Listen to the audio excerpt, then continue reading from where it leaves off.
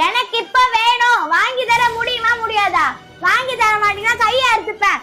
எனக்கு இப்ப வேணும். ஏய் குறி எதுவும் பண்ணிடாதீ. நான் அப்பா சொல்லி எப்படியாவது வாங்கி தந்துடுறேன். ப்ளீஸ் இன்னைக்கு எப்படியாவது வாங்கி கொடுத்துறேன். ப்ளீஸ் எதுவும் பண்ணிக்காதீ. ஏங்க எங்க கொஞ்சம் இங்க வாங்கல. இங்க வந்து பாருங்க இவன் என்ன பண்ணிட்டு இருக்கான்னு. கொஞ்சம் சீக்கிரம் வாங்குங்க. என்னாச்சு? பாருங்க. எனக்கு இப்ப வாங்கி தர முடியுமா முடியாதா? என்ன கேக்குறாவ?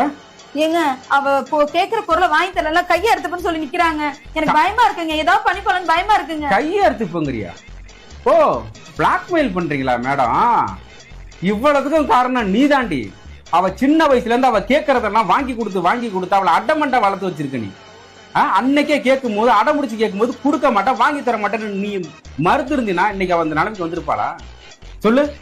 அவள் கெடுத்ததே நீதாண்டி. இன்னைக்கு கேட்கிற பொருளை வாங்கி கொடுக்கறா கையை எடுத்து கொண்டு வந்து நிக்கிறான். இதே மாதிரிதான் இன்னைக்கு உத்தரப்பிரதேசத்துல 3 உயிர் போனிச்சு பாத்தியா? கேவலம் ஐபோன் இஎம்ஐ கட்டலன்ட்டு. ஐபோன் வாங்கலன்னு அவங்க அப்பா கடனை உடனே வாங்கி அந்த பையனுக்கு வாங்கி கொடுத்துருக்கான். ஆனா அந்த பையன் இஎம்ஐ கட்ட முடியல, கஷ்டத்துல அவங்க அப்பாவோட கஷ்டத்துல இஎம்ஐ கட்ட முடியாம வெயிட் பண்ணிருக்காங்க. அதுக்கு பிளாக்மெயில் பண்றதுக்கு மலை உச்சியில போய் நின்றுட்டு எனக்கு இஎம்ஐ கட்டுவீங்களா இல்ல குதிச்சிடவான்னு மிரட்டி இருக்கான்.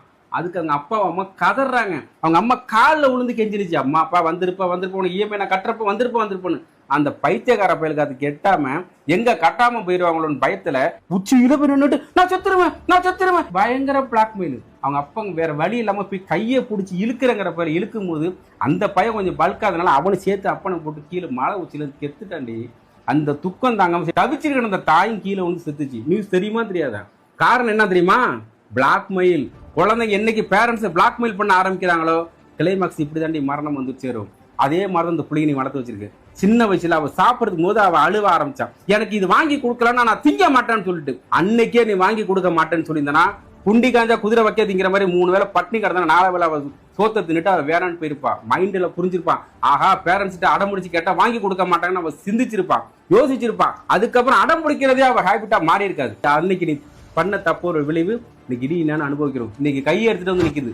கையை எடுத்துக்கிட்டு இவ அறுத்துக்கிட்டு ஹாஸ்பிட்டல் போய் கிடக்கட்டும். 1 லட்சம் ரூபா கூட நான் செலவு பண்ணி காப்பாத்துறேன். ஆனா இவ கேட்கிற பொருள் 500 ரூபா இருந்தாலும் உனக்கு வாங்கி தர மாட்டேன். கையை எடுத்துக்கிட்டு வாடி வெளியே.